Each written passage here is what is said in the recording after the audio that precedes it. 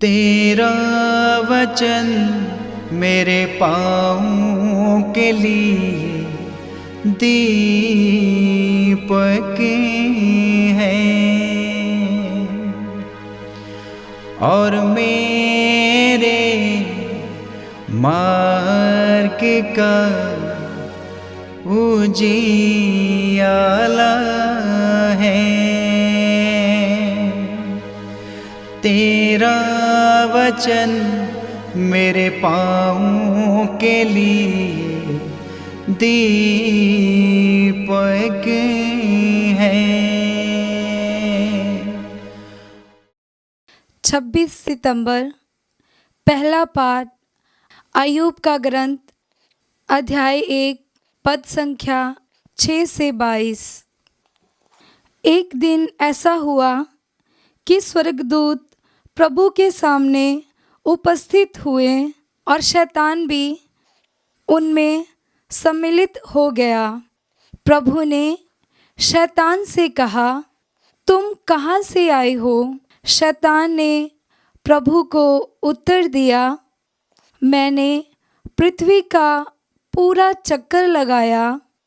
इस पर प्रभु ने कहा, क्या तुमने मेरे सेवक अय्यूब पर ध्यान दिया है? पृथ्वी भर में उसके समान कोई नहीं। वह निर्दोष और निष्कपट है। वह ईश्वर पर श्रद्धा रखता और बुराई से दूर रहता है। शैतान ने प्रभु से कहा, क्या अय्यूब यूं ही ईश्वर पर श्रद्धा रखता है? क्या आपने उसके परिवार और उसकी पूरी जायदाद के चारों ओर मानो घेरा लगाकर उसे सुरक्षित नहीं रखा? आपने उसके सब कार्यों को आशीर्वाद दिया।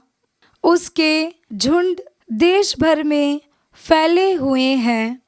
आप हाथ बढ़ाकर उसकी सारी संपत्ति छीन ले तो वह निश्चय ही आपके मुंह पर आपकी निंदा करेगा। प्रभु ने शैतान से कहा, अच्छा, उसका सब कुछ तुम्हारे हाथ में है, किंतु अय्यूब पर हाथ मत लगाना। इसके बाद शैतान प्रभु के सामने से चला गया। अय्यूब के पुत्र पुत्रियां किसी दिन अपने बड़े भाई के यहाँ खा पी रहे थे कि एक संदेशवाहक ने आकर अय्यूब से कहा, बैल हल में जुते हुए थे और गदहियाँ उनके आसपास चढ़ रही थी। उस समय शबाई उन पर टूट पड़े और आपके सेवकों को तलवार के घाट उतार कर सब पशुओं को ले गए। केवल मैं बच गया और आपको ये समाचार सुनाने आया हूँ। वह बोल ही रहा था कि कोई दूसरा आकर कहने लगा, ईश्वर की आग आकाश से गिर गई। उसने भेड़ों और चरवाहों को जलाकर भस्म कर दिया।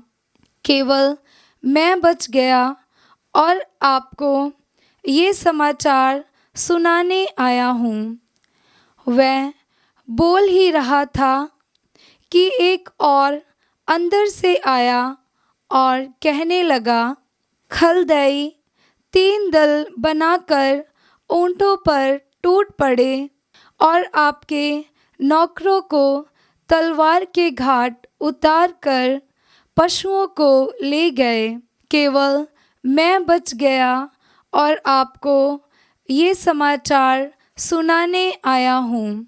वह बोल ही रहा था कि एक और आकर कहने लगा, आपके पुत्र पुत्रियां अपने बड़े भाई के यहाँ खा पी रहे थे कि एक भीषण आंधी मरुभूमि की ओर से आई और घर के चारों कोनों से इतने जोर से टकराई कि घर आपके पुत्र पुत्रियों पर गिर गया और वह मर गए।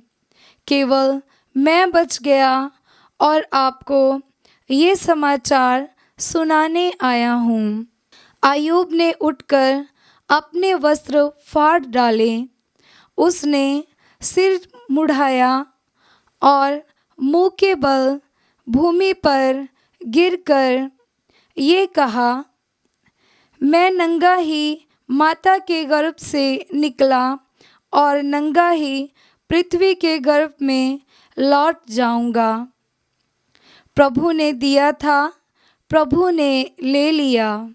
धन्य है प्रभु का नाम। इन सब विपत्तियों के होते हुए भी अय्यूब ने कोई पाप नहीं किया और उसने ईश्वर की निंदा नहीं की।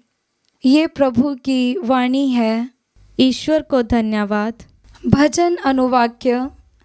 मेरी सुन, मेरी प्रार्थना स्वीकार कर। प्रभु मेरी दुहाई पर ध्यान दे। मैं निष्कपट हृदय से जो प्रार्थना कर रहा हूँ उसे तू सुनने की कृपा कर। अनुवाक्य। मेरी सुन, मेरी प्रार्थना स्वीकार कर। तेरे द्वारा मेरा न्याय हो। तेरी आंखें देख लें कि सत्य कहाँ है। तूने मेरे हृदय की परीक्षा ली और रात को मेरा निरीक्षण किया। तूने मुझे परखा और मुझ में कोई दोष नहीं पाया। अनुवाक्य। मेरी सुन, मेरी प्रार्थना स्वीकार कर। मेरे ईश्वर, मैं तुझे पुकारता हूँ क्योंकि तू मुझे उत्तर देता है। मेरी सुन, मेरी प्रार्थना स्वीकार कर। अपनी प्रतिज्ञता प्रदर्शित कर। जो तेरी शरण जाते हैं तू उन्हें उनके अत्याचारों से छुड़ाता है। अनुवाक्य। मेरी सुन, मेरी प्रार्थना स्वीकार कर। जय घोष। हालेलुया। अनुवाक्य। हालेलुया। मानव पुत्र अपनी सेवा कराने नहीं बल्कि सेवा करने और बहुतों के उद्धार के लिए अपने प्राण देने आया है। अनुवाक्य। हालेलुया। पवित्र सुसमाचार संत लूकस के अनुसार अध्याय 9 पद संख्या 46 से 50 तक। शिष्यों में यह विवाद छिड़ गया कि हम में सबसे बड़ा कौन है। ईसा ने उनके विचार जानकर एक बालक को बुलाया और उसे अपने पास खड़ा कर उनसे कहा, जो मेरे नाम पर इस बालक का स्वागत करता है वह मेरा स्वागत करता है, और जो मेरा स्वागत करता है वह उसका स्वागत करता है जिसने मुझे भेजा है। क्योंकि तुम सब में जो छोटा है वही बड़ा है। योहन ने कहा, गुरुवर, हमने किसी को आपका नाम लेकर अपदूतों को निकालते देखा है और हमने उसे रोकने की चेष्टा की क्योंकि वह हमारी तरह आपका अनुसरण नहीं करता। ईसा ने कहा, उसे मत रोको, जो तुम्हारे विरुद्ध नहीं है वह तुम्हारे साथ है। यह प्रभु का पवित्र सुसमाचार है। क्रिस्त की जय।